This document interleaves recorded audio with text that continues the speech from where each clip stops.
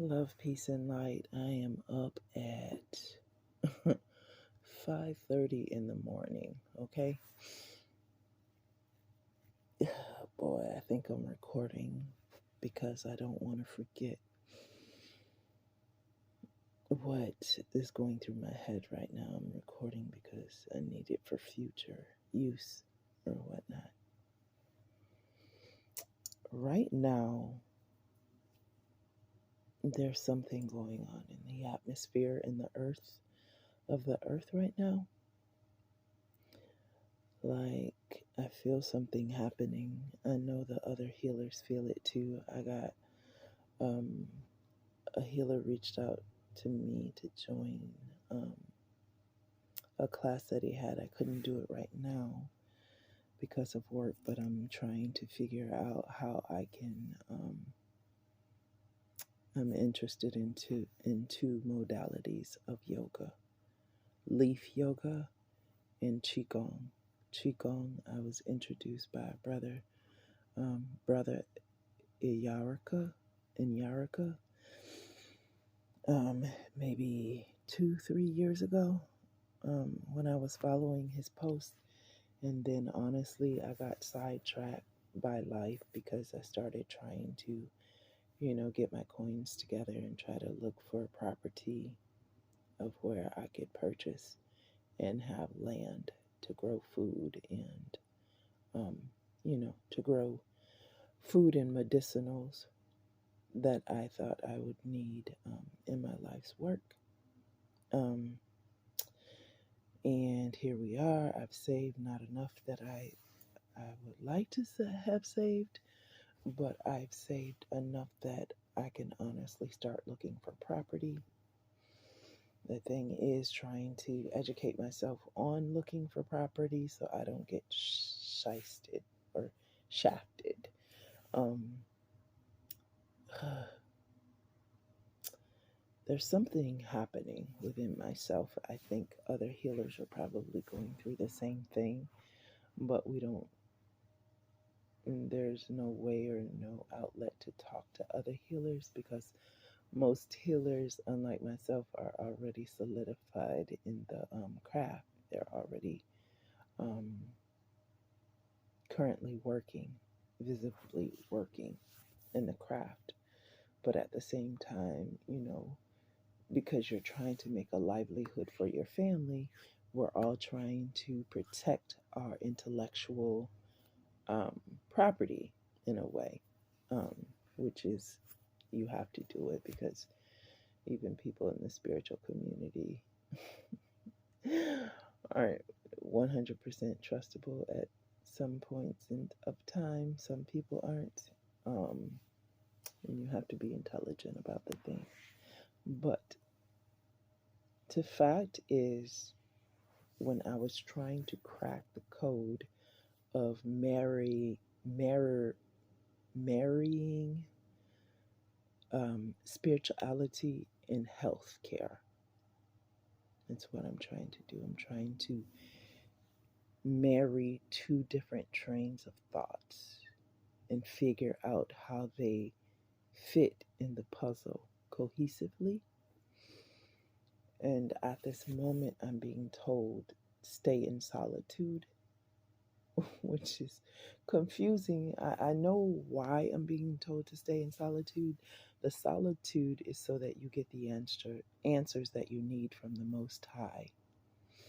I know what the solitude is for.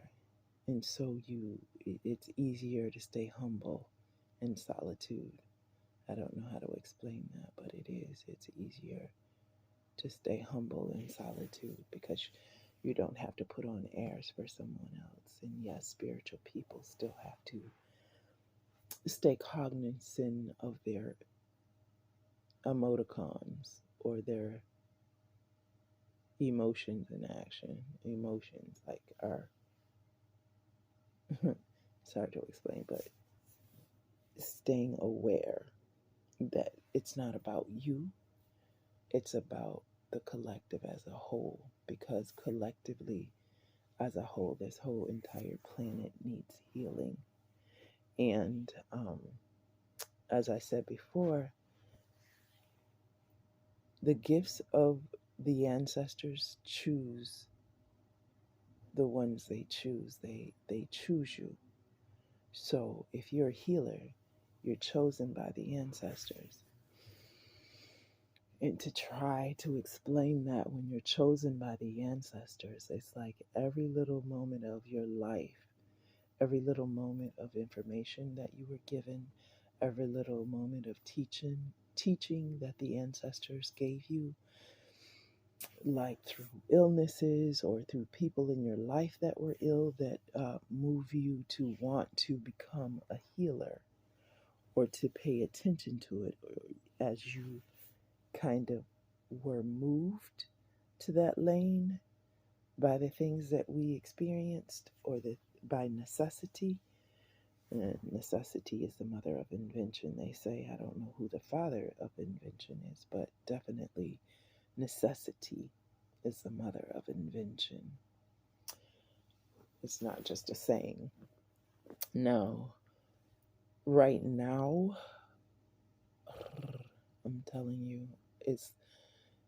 there's this thing going on within me, this puzzle of spirituality and medicine. It's like, first it was a mirroring, and it's just the similarities, or the things that I found to be similar within the two, that I found to correlate with one another. And then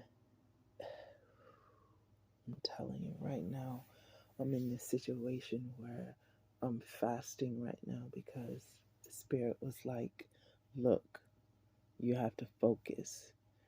You're in solitude, but you're not focusing. You need to focus on the issue at hand. The issue at hand is not what it seems like it is. Because the issue at hand for me right now is like getting ready for my trip to get the hell on out of here for a little bit so I can be in a different space for a few days. I just want to take this trip. Excuse me. I just want to take this trip and be in a different mindset for a little bit. A mindset of just relaxing and being around people I don't have to too much explain myself to, because they get me, because they've been around me for years. You know what I mean? So it's going to be a very welcomed change. And then I'm trying to um, plan the trip for the first Conscious Awards being held by Billy Carson. And it's just a lot right now because I have my normal stuff that I'm trying to stay on top of, trying to clean up my room before I go, trying to get a lot of the clutter out and throw away a lot of this clothing that I don't even wear. I don't even go out. So most of this stuff is like, why do I still have it? Because that's not even my life right now. But parts of me just want the clothes because it's kind of like, I don't know how to explain it. I've been in t-shirts and shorts for the last year because I'm going through this growth spurt or period where I'm an enigma, because I'm trying to allow spirit to come in and do what it needs to do. So I'm trying not to identify to any one thing, if that makes sense. It's frustrating, but it's not frustrating because I would like to go out amongst people and for the summer and do things and take in things to grow and expand my being and spirit and consciousness and all these things. So I'm taking in these new trains of thought and going through my old trains of thought, trying to see what still applies and what does not, so I get rid of the things that I don't need, making more room for the things that are about to come in, if that makes sense. Now, for me, I'm just like, I don't know.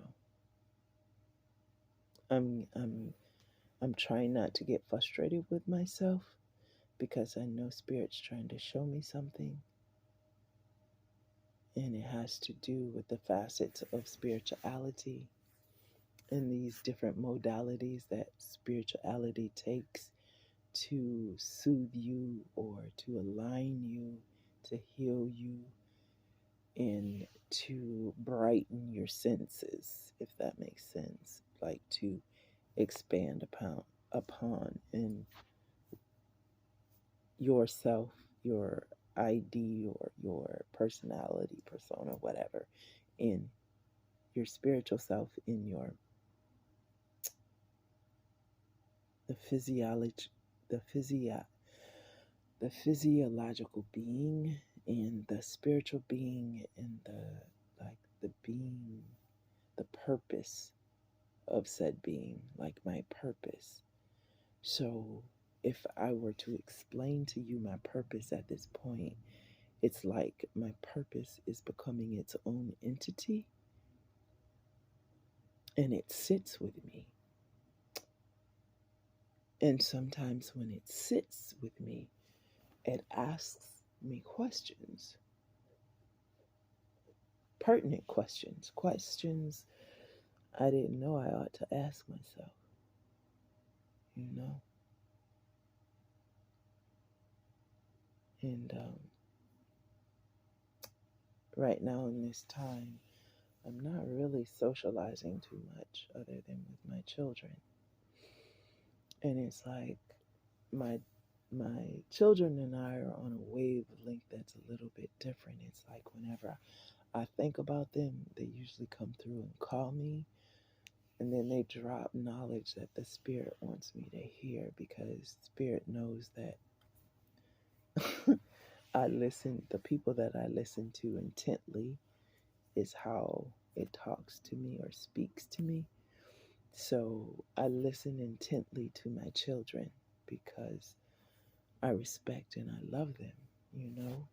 And I'm trying to grow that relationship so Spirit drops the knowledge to me then, you know? And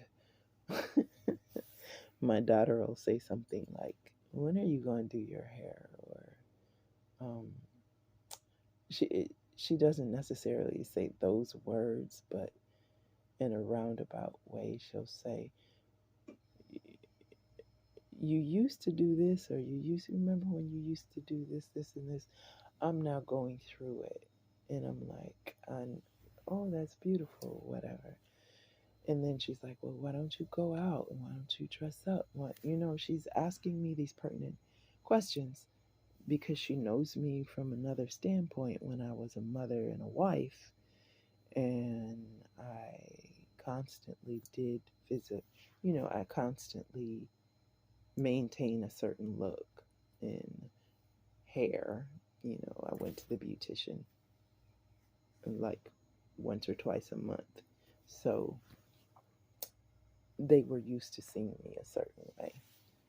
And, and then I went back to myself of, you're spending all this money, or I would lose positions or jobs or whatever, and then the money get low. So when money gets low, you can't, you have to live a certain way. And this is when I was married, it was just different. It was like weirdly different. Um, the marriage I was in was not the marriage that I signed up for. And by the time it ended, it's like it ended. I'd like to say it ended on time. Uh, the Most High ended it because it was changing my big heart. I have a huge heart, and it was definitely starting to corrupt it because I started to look at things in a pessimistic view because that's how that person was. He was very pessimistic, and I would try to be like the fairy of goodwill toward man and happiness, and he spent his time beating me down and browbeating me, and he was a covert narcissist and sometimes an outright narcissist. He learned from the best, his mother, but this is not a bashing video, so I digress. Ooh, sorry, spirit. Let me get back into the frame of thought. Definitely still healing I need to do there. But I'm in this moment of, like, if you were going to shake hands or if you were going to hold hands, right? Like two lovers holding hands. So those two lovers would be spirituality and healthcare,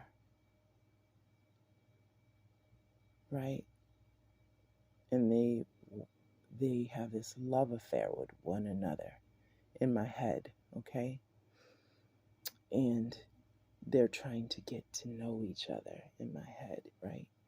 So it's like first meeting, right? When you have that crush, right? And you're trying to get to know each other, and where you can meld seemingly, seamlessly into each other's life. Like when two people come together before they're in a relationship per se, and they're trying to get to know each other, right? And then they're getting to know the little nuances and idiosyncrasies of one another and where they fall in line. This is coming from the ancestors because it needs to happen again. And I know the other healers feel it because so many healers are going into solitude right now. So many healers are going into solitude, the ones that I'm connected to. And some are just doing the work. But there's about to be a breakthrough, a huge breakthrough. And it's coming strong, it's coming hard, and it's going to seem like it came out of nowhere, like a wave. And the people that need to be healed are going to be healed for this next phase because there needs to be a grand healing. I don't know how else to explain it other than that. Like when I was seeing it in my mind's eye, it was like a tsunami of healing, but it will be cohesive. I don't know how to explain it. So, spirit is working with each modality in and of itself. And the way I see it, it's like a map in a clock. It's like a moral compass is happening. I don't know how to explain it other than that. It's frustrating, yet it's exhilarating all at the same damn time. It's, and I'm recording this so early in the morning because at this time I can't really sleep like I want to sleep because it's in the back of my mind, it's in the forefront of my mind, it's on the side of my mind. Like even when I'm at work, I'm thinking about this healing modality, and it's like to the point of almost driving me to this point of just wanting to quit life and focus on it, but I can't do that. So I'm praying for Spirit's help to kind of hone it in and direct it in some direction. But at the same time, I gotta let it be itself so it comes forth. I know it sounds crazy, but I guess I'm talking this out so I can play it over and over. That's how I absorb things, and that's how I matriculate my puzzles and things of that nature. But yeah, it's like, I don't know. I'm trying to make it all make sense. Please make it all make sense. Make it all make sense, please. It's It will. I know it will. Because I'm seeing bits and pieces everywhere I look. And I'm not even looking for it. You know what I'm saying? It's just happening all by its damn self. It's its own entity coming through.